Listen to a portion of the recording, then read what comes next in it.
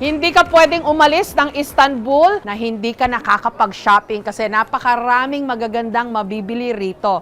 Ito yung Grand Bazaar, yung pinakamalaking indoor bazaar sa buong mundo. 17th century pa lang, sentro na ito ng kalakalan. Meron ditong 4,000 mga tindahan, kaya madali ritong mawala. Meron tayong 300 Turkish Lira Challenge. Sa pera natin, ang katumbas noon ay 2,600 pesos. Tingnan natin kung ano mabibili ng 1, 2, 300 Turkish Lira.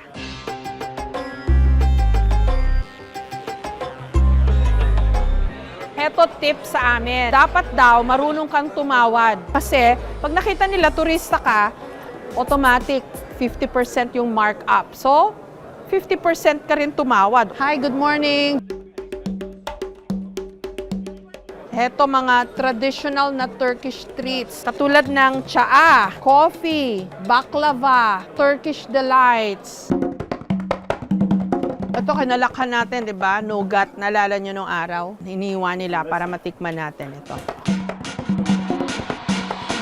Ito yung pinakamahal na spice sa buong mundo. The real saffron. Okay. From Iran, you can smell.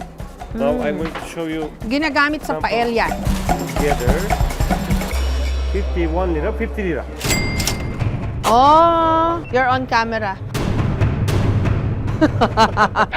Lumalabas ang pagka-Ilocano eh. Oh, okay.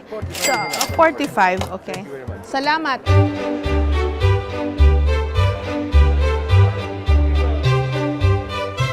Tindahan ito ng mga Turkish lamp, pero may gimmick sila. Kasi ang ganda nga naman, oh. Ginawa nilang Instagram perfect yung kanilang backdrop. Tapos pwede kang mag-costume, pa-picture.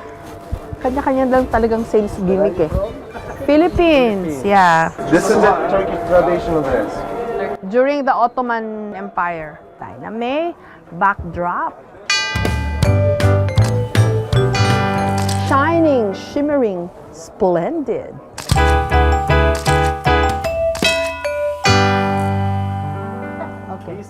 Okay. Okay. Oh my God, do not kill me. At may prinsipe talaga akong kasama, ha? China oil. Hindi siya ready. Slight lang.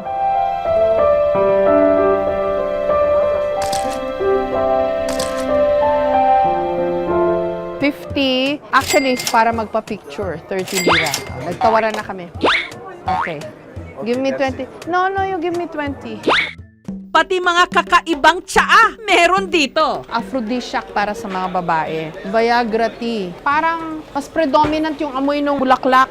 This is traditional Turkish honey. Pag bumili ka nito, kasama pa yung honey combo, hindi pa napipiga. Oh my God, this is such a treat. Coming from Anatolian side. Very nice. Yeah, thank you. Ang maganda lang dito, may free taste. Ang laki ng dates, oh. You can taste. Pwede daw subukan lahat. Hindi na kailangan magpaalam, di ba? O ngayon, dun sa mga gahanap ng date, dito maraming dates. Eat. I hate you. No. Oh, you love me? Yes. Because I buy plenty, ah? Seni seviyorum.